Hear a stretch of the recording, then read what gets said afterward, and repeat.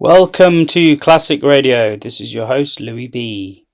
Today we're going to talk about Ida Lupino, a former femme fatale of the noir genre who later became a director and auteur.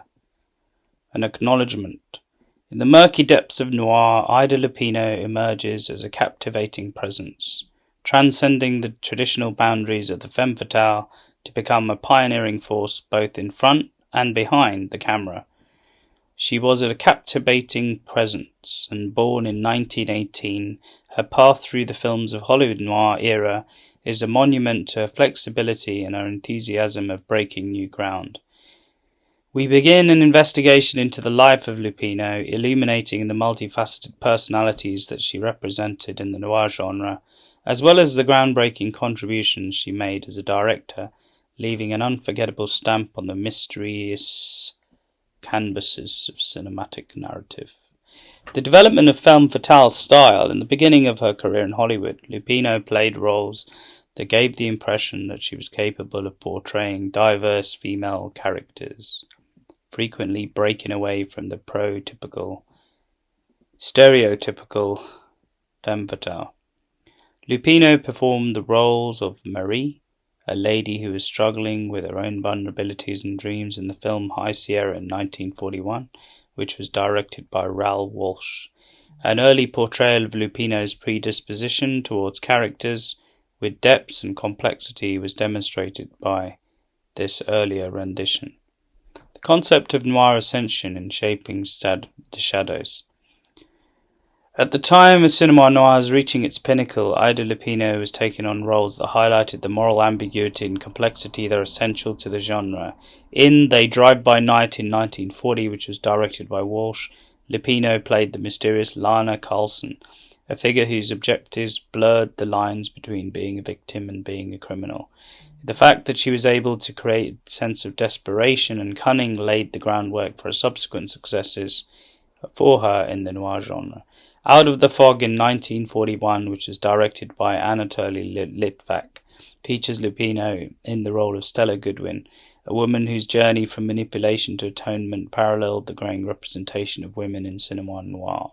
In addition to adding depth of reality to the genre, Lupino's performances provided a nuanced view on female characters who were navigating the shadows. Capabilities then in directing and working with other people. Lupino's ability to traverse the difficulties of noir storytelling was demonstrated via her partnerships with directors such as Walton Litvak. However, her legacy was not limited to the realm of acting, and in the 1950s, Lupino made the leap from acting to directing, becoming one of the few female directors in the male-dominated world of Hollywood at the time. In the film Never Fear in 1950, which Lupino directed for the first time, it was a film that addresses the themes of disease and fortitude, marked the beginning of Lupino's directorial prowess. Resilience and a staunch supporter of feminist causes off-screen, Lupino's off-screen resiliency was a reflection of the subjects he examined in her films, which she explored in addition to her on-screen and directing endeavours. In spite of the fact that she was a woman negotiating the hurdles of the male-dominating business, Lupino became a champion of the feminist movement. Throughout her work, she addresses themes such as gender roles and expectations of society. Leaving behind a legacy and a pioneer in directing, Lupino's career shifted significantly as the era of noir came to an end, yet her influence as a director remained to have a significant impact on the narrative of cinema. Her works such as The Hitchhiker in 1953 and The Bigamist in 1953 probed forbidden issues with empathy and intelligence, therefore confirming her status as a pioneer in the field of filmmaking. Closing the picture and a long-lasting impact, the curtain was finally drawn on Lupino's career in 1995, marking the conclusion of a career that spanned more than 6 decades. She's had a profound impact on the way women were portrayed in film noir, and her achievements as a filmmaker were innovative. Her legacy, however, will continue to live on in the form of these two things: the influence that Lupino has on the landscape of noir and successes she has achieved as a director continue to inspire both audience and creators.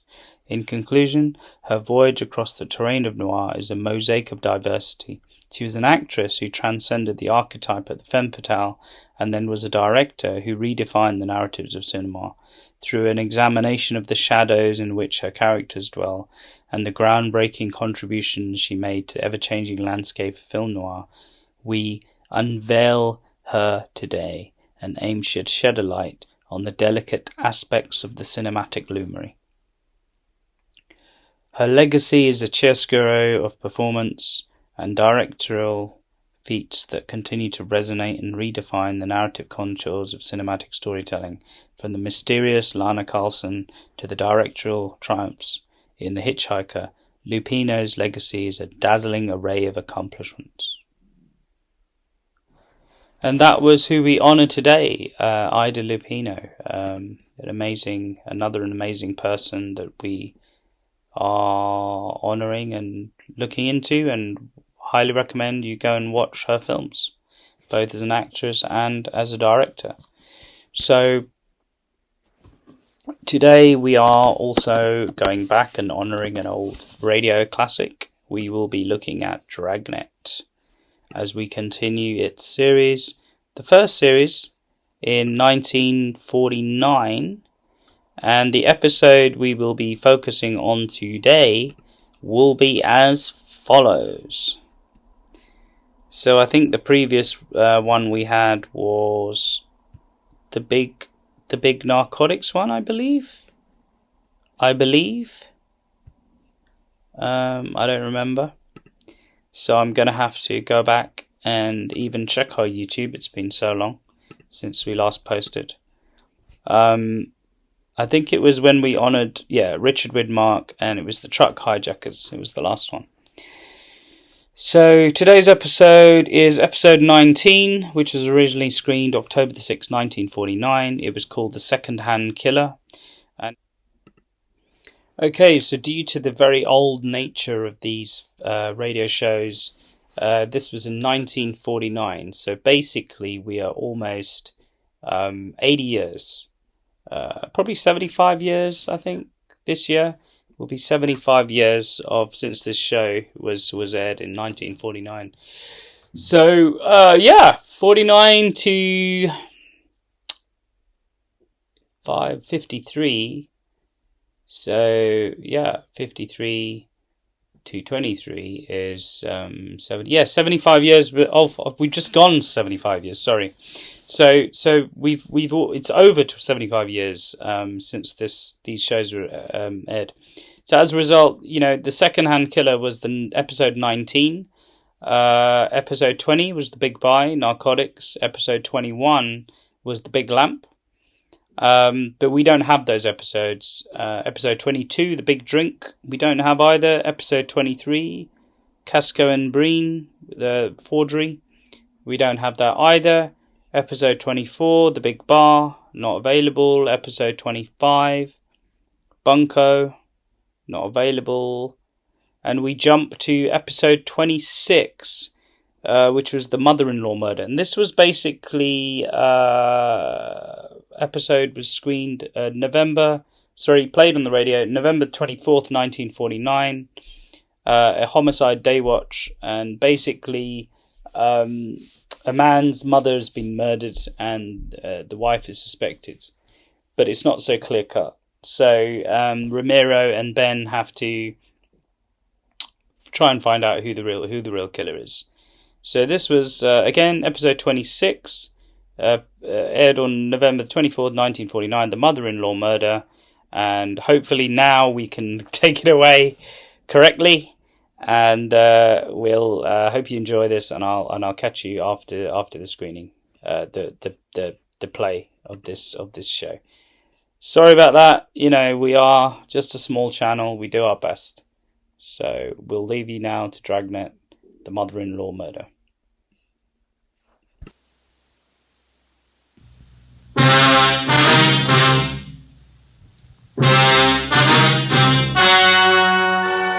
Ladies and gentlemen, the story you are about to hear is true. Only the names have been changed to protect the innocent. Fatima Cigarettes, best of long cigarettes, brings you Dragnet.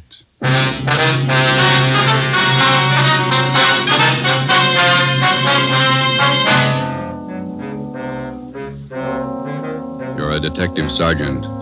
You're assigned to homicide detail.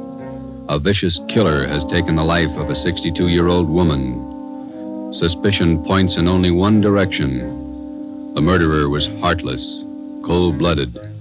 Your job, get him. If you want a long cigarette, smoke the best of long cigarettes. Smoke Fatima. It's the long cigarette that contains an essential ingredient of all the very popular cigarettes, Turkish tobacco. That's why you see the Turkish symbols on the attractive golden yellow Fatima package. That's why Fatima has a much different, much better flavor and aroma than any other long cigarette. That's why Fatima doubles and redoubles its smokers. Yes, if you want a long cigarette, smoke the best of long cigarettes. Smoke Fatima. Dragnet, the documented drama of an actual crime. For the next 30 minutes, in cooperation with the Los Angeles Police Department, you will travel step by step on the side of the law through an actual case from official police files. From beginning to end, from crime to punishment, Dragnet is the story of your police force in action. It was Saturday, November 5th. It was foggy in Los Angeles. We were working the day watch out of homicide. My partner's Ben Romero. The boss is Ed Backstrand, chief of detectives. My name's Friday. It was 3:35 p.m. when I got to room 42. Homicide.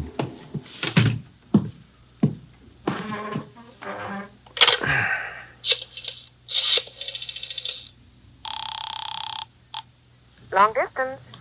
This is Friday in homicide. I'd like to place a call to Mr. Frank Renard in Murphy, Idaho. The number is 761. Frank Renard, Murphy, Idaho, 761. Yeah, that's right. The call's been cleared with the business office. All right. Do you want me to call you back, Sergeant? No, I'll hang on. Okay, I'll place it for you.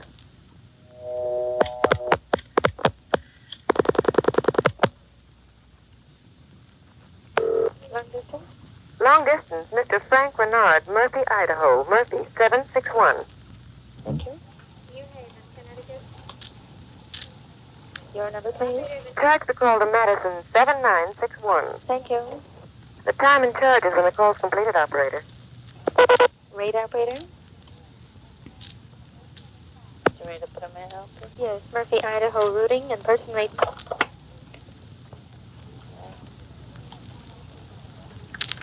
Tuesday, NAM, PA, number. Hi.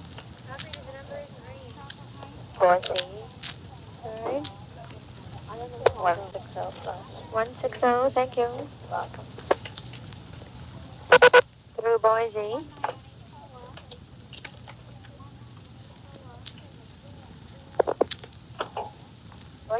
I'm calling Napa.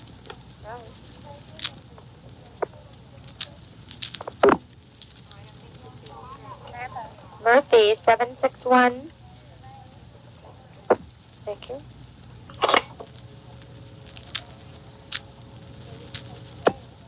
Keep ringing, 761. They're ringing the number, Sergeant. Okay, thanks.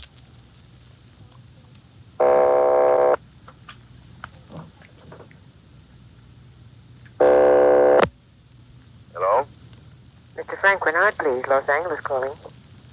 Who do you want? Mr. Frank Renard, please. Los Angeles calling. I'm Frank Bernard. Go ahead, please. All right, Sergeant, go ahead. Hello? Hello? Hello, Frank Renard? Yeah, who's this? This is Sergeant Friday, Los Angeles Police Department. I've got an urgent message for you. For me? Well, what's the matter? Well, your wife, Dolores, asked me to call you. Something's happened to your mother. What do you mean? What's happened? I better let your wife tell you. She wants you back in Los Angeles right away. Look, what's this all about? I can't leave my job now. You better come. Your mother's been murdered.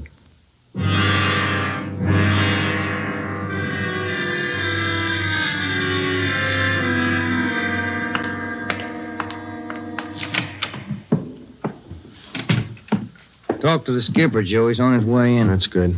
Did you call my husband?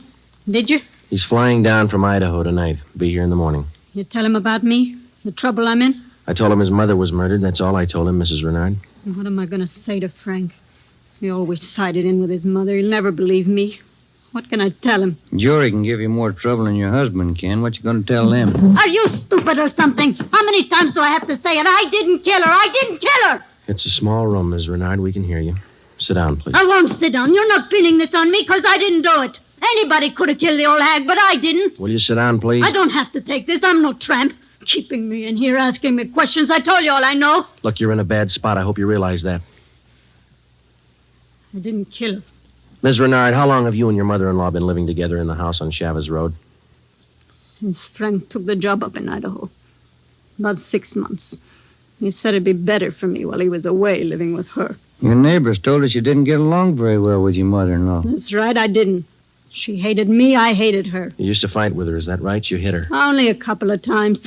She called me dirty names. I hit her. She pulled me by the hair. And I hated her like everything. I didn't kill her. Once more, Ms. Renard, would you mind telling us how you spent your time since early this morning, where you went, what you did, everything? I told you already everything. Will you tell us again, please? I got up about 9:15. I had a cup of coffee and then I got dressed. The old lady was on the back porch doing the washing. What did your mother-in-law do for a living? I told you. She took in washing. After I got dressed, I left the house. About 10 minutes after 9, I went downtown to the dentist. He filled a tooth for me. This one here, you can ask him. What time did you leave the dentist's office? About 10:15. Maybe 20 after. You can ask him. What'd you do after that? I walked around window shopping. Did you buy anything? Talk to anybody? I told you no. What time did you get home? 12:30. I went in the bedroom. The old lady was on the floor. Blood all over. I felt her heart. It wasn't beating. And is that when you got the blood on your dress? Yeah. Now, that's all I'm going to say. 3 times I told you the same story already. And you still can't account for your time between 10:20 this morning and the time you found the body and called the police at 12:30. I told you. I left the dentist. I went window shopping. Then I walked home. And during that time, you didn't talk to anyone and no one saw you. Lots of people saw me. People on the street downtown. I'm no tramp. I don't talk to everybody. None of your neighbors saw you come home, Ms. Renard? Of course they didn't see me. I cut across the back lot up from San Jose Avenue. I came in the back way. The lady who lives next door to you. She says she was in the backyard about noontime. She stayed there till after 1 o'clock. She didn't see you come in the back way. Then she's a liar. She's a dirty liar. You and your husband took out an insurance policy on your mother-in-law last year. Is that right, Ms. Renard? Sure it is. What of it? $5,000? Yeah, so what? You know a man by the name of George Martino? No. You better tell the truth, Ms. Renard. All right, so I do. He's a friend of mine. You've been running around with him since your husband's been away. None of your business. I do what I want. Your mother-in-law found out about Martino. That's what you fought about most of the time. Oh, she was crazy. He's a friend of mine, that's all. Are you telling the truth, Ms. Renard? Martino's a boyfriend of mine. I told you, that's all. Your mother-in-law found out you were running around with him. She warned you if you didn't shake Martino, she'd write your husband. You said you'd kill her if she did. That's a lie. That's what your mother-in-law told one of the neighbor ladies. And I said it just to scare her. One night I was drinking. We had a fight. She was yapping at me all night. I said it just to scare her. But she wrote the letter anyway. And that's what she said. But I didn't kill her. You had the time, the motive, and the opportunity. It wasn't me. I didn't kill her. Interrogation room Friday. This is Brennan, Joe. Yeah, Bill. Where are you? Santa Monica. Picked up George Martino.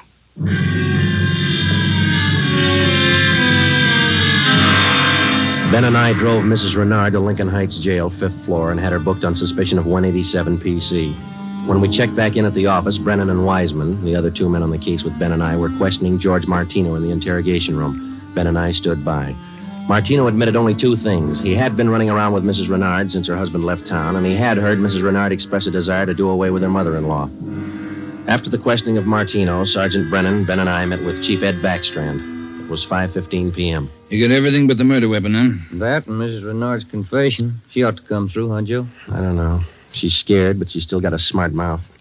What about Martino, Brennan? You think he had a hand in it? I don't think so. We spent most of the afternoon talking to him. He hasn't got the guts. We took his statement. And does he have an alibi? Solid. What was the cause of death? Strangulation, multiple fractures of the skull. All the motives are with Mrs. Renard, Chief. Pretty clear-cut job. No evidence of robbery or burglary, I guess. A couple of the dresser drawers in the bedroom were emptied on the floor and clothes tossed all around. Pretty obvious plan to make it look like burglary. Maybe. We found 3 $1 bills in plain sight. They were on the floor near the body. If a burglar went through this stuff, he wouldn't have missed that money. And it shouldn't be too much trouble tying it up. Shouldn't be, Skipper. Friday and Romero, you follow the case through. Just a minute. Hello, Backstrand. Yeah? What? All right, I'll send him over. Lee Jones. Just finished checking the evidence at the crime lab. Yeah? He thinks Mrs. Renard's innocent.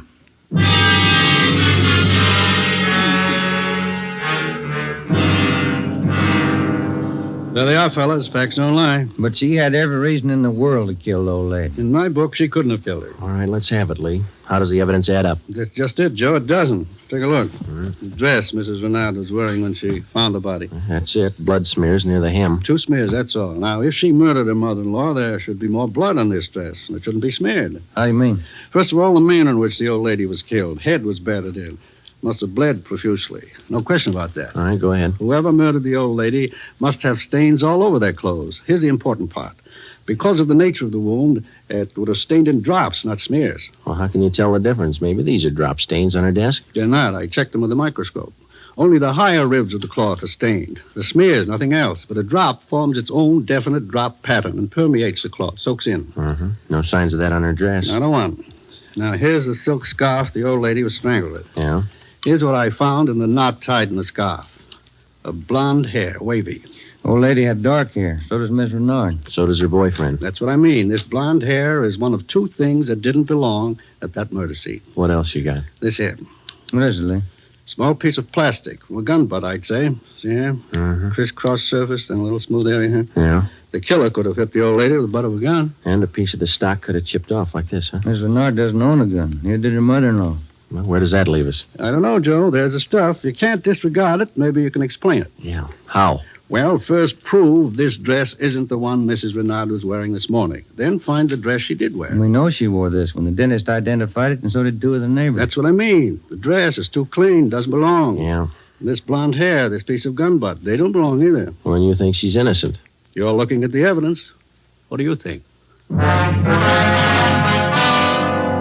6 p.m., Saturday, November 5th. Ben and I went back to the office and met with Brennan, Wiseman, and Ed Backstrand. The open and shut case against Mrs. Renard was up in the air, but we still weren't sure that she was innocent of the murder of her mother-in-law. Ben and I drove to the Lincoln Heights jail and interviewed the suspect again. She agreed to submit to a lie detector test. We drove back to the office, contacted Sergeant Berger, the department's polygraph man, and set up a special test for the following day. The next morning, we met with Berger and formulated a list of key questions, and then we picked up Mrs. Renard and brought her to the 3rd floor of the Old City Jail building, the polygraph room. At 10:33 a.m., the test got underway. As usual, Sergeant Berger conducted the interview alone. Backstrand, Ben, and I waited outside. Well, how about Mrs. Renard's husband? Get in town yet? He's due in around noon, Skipper. Got a smoke? Yeah. Here you are, Ed.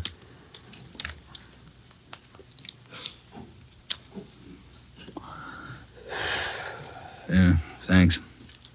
Time is it now? 11:25. Here's Berger now. That's it, Ed. What'd you get? I can study the chart a little more. The results are pretty well defined, though. How's it look? No reaction to the key questions. What's your opinion? I don't think she did it.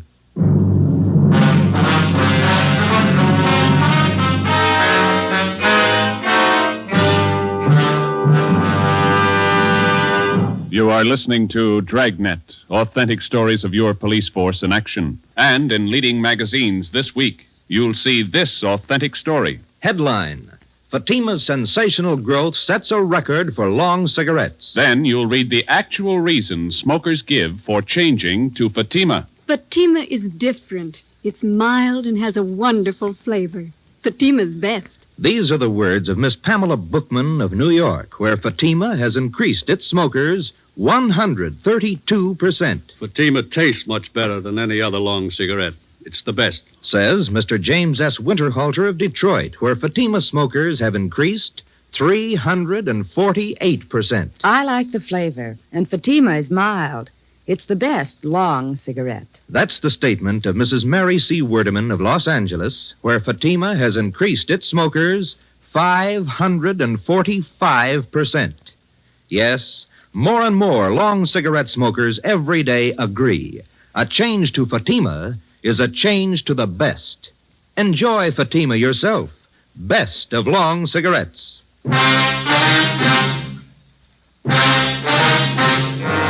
8 a.m., Monday, November 7th. Mrs. Renard was released from custody. We questioned her husband, Frank Renard, briefly. He could tell us nothing more than we already knew.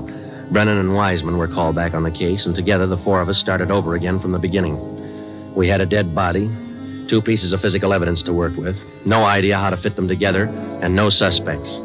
We went back to the Chavez Road neighborhood where the murdered woman lived and started pushing doorbells. We canvassed the neighborhood for 3 days, and we uncovered one slim lead. He was selling magazines, officer. Went door to door, right up the street here. Young fellow. Could you describe the man for us, please? Nothing to talk about. Pasty face, pimply complexion, blonde hair. 5:30 p.m. Wednesday, November the 9th. Ben and I met with Brennan and Wiseman in Ed Backstrand's office to compare notes. Together, we had more than a dozen reports of the magazine salesman's presence in the neighborhood just prior to the murder of Mrs. Renard's mother-in-law. The various descriptions of the man which we obtained from the people in the neighborhood tallied closely. About 6 feet, 170 pounds, pimply complexion, blonde hair, fast talker.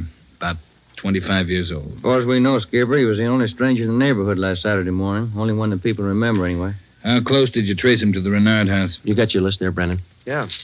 There you are. Thanks. Let's see. Well, he picked up his tracks down on Floresta Street, sold a couple of descriptions there, then he headed up Landers Avenue onto Chavez Road. Yeah. The Renards live at 2280 Chavez Road. That salesman talked to the woman at 2274 Chavez. That's 3 doors away from the Renards. When was he seen there? Let me see. Where is that, Brennan? Oh, on the 15-7 sheet, Joe. Didn't have enough room on the report. Oh, yeah. Here it is. Mrs. John Rico, 2274 Chavez. The guy was there about 11:45 Saturday morning. Well, that puts him in the running. First time he ever showed in that neighborhood? First time, Skipper. Fresh kid, not a very good salesman. Here's the name of the company he's working for, the Harrison News Distributors. You check with them? No, they're closed for the night. We'll call them the first thing tomorrow. Good. Here's something else for you.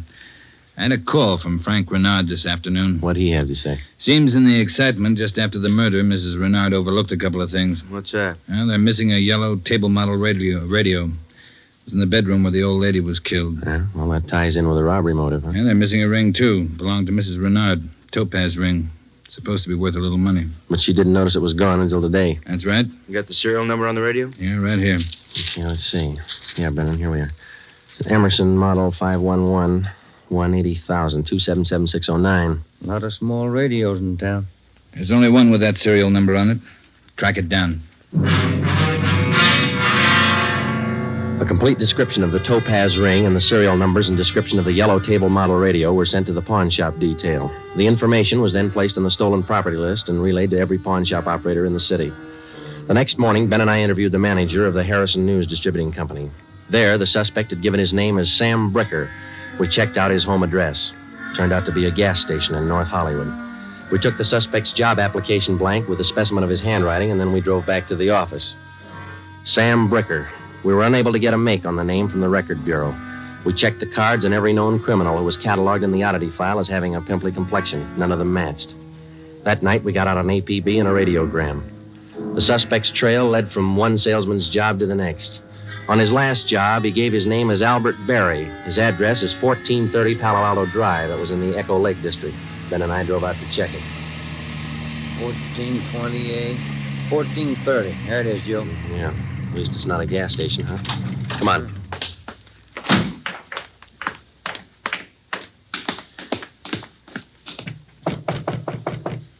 Tiresome, huh?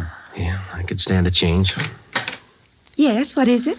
We're looking for an Albert Berry, ma'am. Does he live here? Mr. Berry, I'm sorry. He and his wife moved 4 days ago. We identified ourselves as police officers and had the landlady, a Mrs. Catherine Hoffman, show us the apartment which Berry and his wife had occupied. It was still vacant. In one of the closets in the apartment, we found a cheap overnight bag. The lock on it was broken and one of the seams had ripped.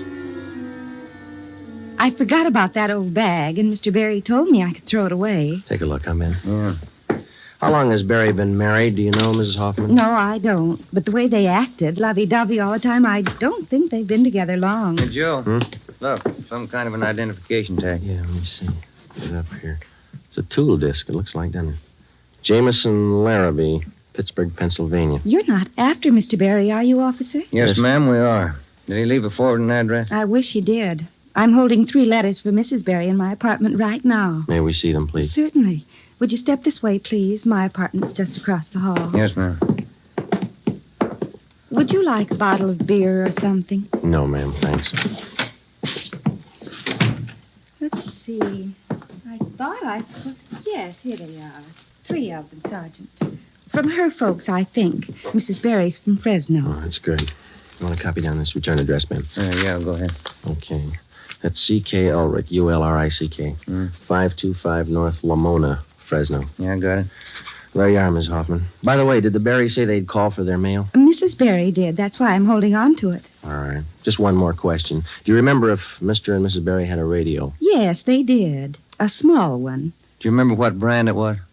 No, I don't. It had a yellow case. That's all I remember.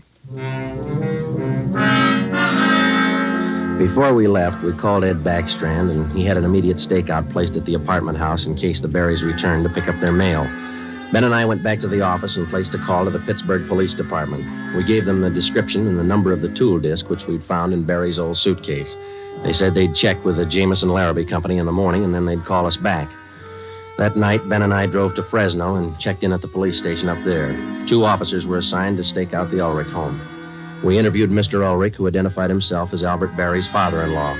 He told us his daughter had married the murder suspect 8 months before, and he gave us pictures of Berry taken at the wedding.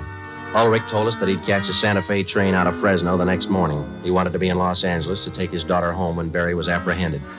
It was almost 2 a.m. when Ben and I left Fresno and started back for Los Angeles. We checked in at the office at 10 minutes past 8 the next morning. At 8:35, the call came through from the Pittsburgh Police Department. What did they say, Joe? It was a tool disc, all right. Jameson Larrabee Company, issued 18 months ago to one of their workers. They give a name? Albert Berry. 11 a.m. Monday, December the 5th. 1 month to the day since the 62-year-old woman had been beaten to death. The pictures of Berry and his wife, which had been taken at their wedding, were printed up in wholesale lots and distributed to all points. Mr. Ulrich, Berry's father-in-law, arrived in town and got himself a hotel room. We waited. There was no report from the stakeout at the apartment house. We checked back in at the office at 5 minutes to 1. I'll get it. Homicide, Friday. This is Mr. Ulrich, Sergeant. I just got a call from my wife in Fresno. I thought you'd want to know. What's that? The wife got a letter from Norma. They're living in South Pasadena, an apartment. You got the address there? Yes, sir. That's what the wife called about. It's 134 Norway Terrace. When was the letter mailed, do you know? Wife said it was postmarked December 3rd, day before yesterday. Get your coat on, Ulrich. We'll be right over. Ben and I picked up Mr. Ulrich at his hotel and drove to the South Pasadena address. Berry and his wife had the apartment on the top floor. Neither of them were at home. The landlord let us in with a pass key. In the bedroom, we found a small yellow radio. We checked the serial numbers. They matched. It was the same radio stolen from the Renard house. In the bedroom closet, we found 2 suitcases. We checked through them. Nothing in this one, Joe. Here we are. Look at these. What are they, Sergeant? Pair of plastic gun butts. Let's see, Joe. One of them's been chipped, see? Sergeant, somebody coming up the stairs. All right, let's get in the living room. Be quiet.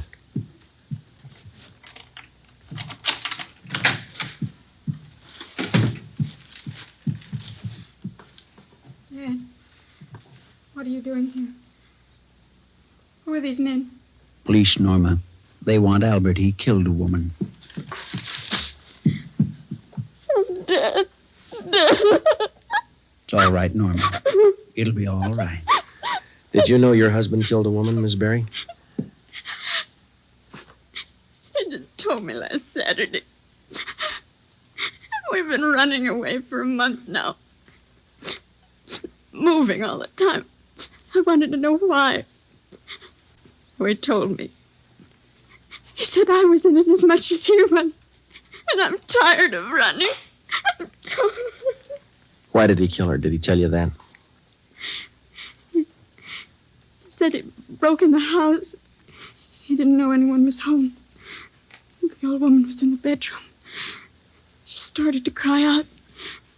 He had a gun. He hit her with it. Where's your husband now? I don't know. He said he'd come home for dinner. About 5. I bought the groceries. What time you got, Ben? 3:30. That ring you're wearing, Miss Berry. Did your husband give you that? Yes, why? What kind of a stone is that? Topaz. Britt gave it to me. Why? Nothing. We'll wait. 5 o'clock came and went. Barry failed to show. 5:30. Ulrich started to get nervous. 6 o'clock. 6:30. No sign of Barry. I went to the window and kept an eye on the street below. At 6:45, a light green Nash sedan pulled to a stop in front of the apartment house. A man got out and went into the main floor entrance. Bert. I'll let him in. All right. How long have you had the new car? A couple of days. Bert got it credit. What do you want me to do now? Does he have a key to the apartment here? He lost it. Okay, when he rings, let him in. Just act natural. Ben? Yeah. You cover me. I'll get the cuffs on him. Right.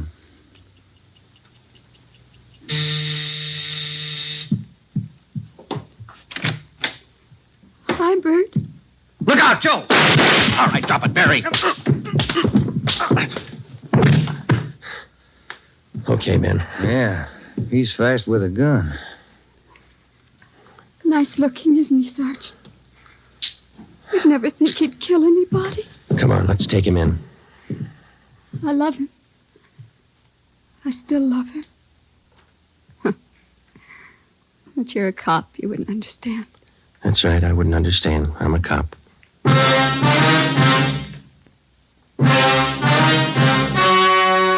The story you have just heard was true. Only the names were changed to protect the innocent.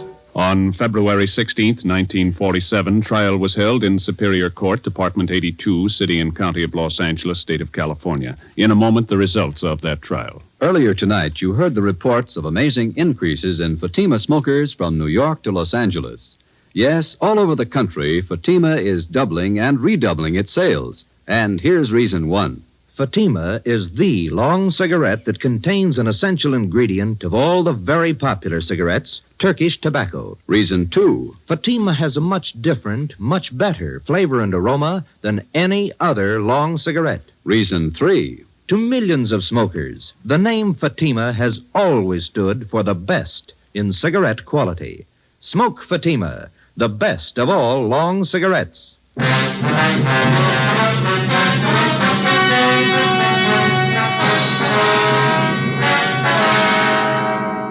Albert Ralph Berry was tried and convicted of murder in the first degree.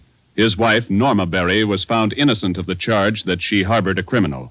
She was returned home with her father. Berry was executed in the lethal gas chamber at the state penitentiary. You have just heard Dragnet, a new series of authentic cases from official files. Technical advice for Dragnet comes from the Office of Acting Chief of Police W.A. Wharton, Los Angeles Police Department. Tonight's program is dedicated to Private Hubert W. Estes of the District of Columbia Metropolitan Police Department, who on the night of May 16th, 1947, gave his life so that yours might be more secure.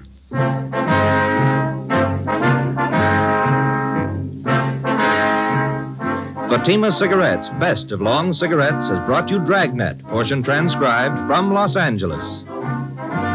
Be sure to hear songs by Morton Downey tonight on NBC.